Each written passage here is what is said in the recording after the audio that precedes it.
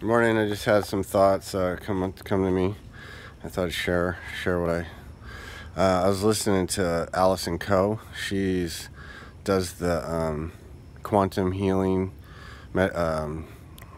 technique where they hypnotize. It's a hypnosis technique where they take people down. And anyway, she was reading an account, and they were talking about this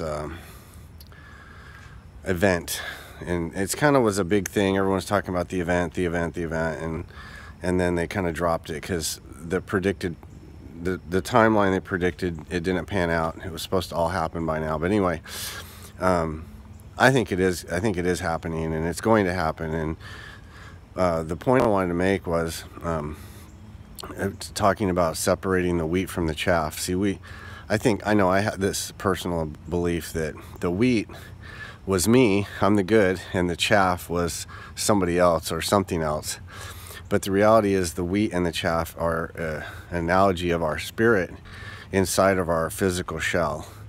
This physical body has become so identified with that it has become a husk that we actually identify as being the real. We think this is the real thing, and it's not. And the whole point of any kind of meditation technique is to expand your consciousness to an extent where you transcend this shell, and you start to identify less and less with the shell. So the shell becomes less and less, not necessarily desirable, but the shell becomes less and less shiny and appealing and alluring, and our spirit starts to be redirected back towards source, so that we can become a conduit of source. And anyway, so it's just interesting. I'll try to put a link to her thing.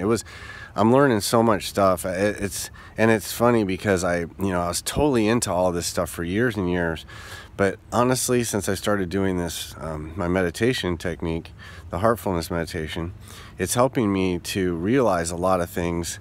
And these a lot of stuff going on. Anyway, I'm not going to try to get into it all right now, but anyway, hope you have a good day. I'll try to put a link to that.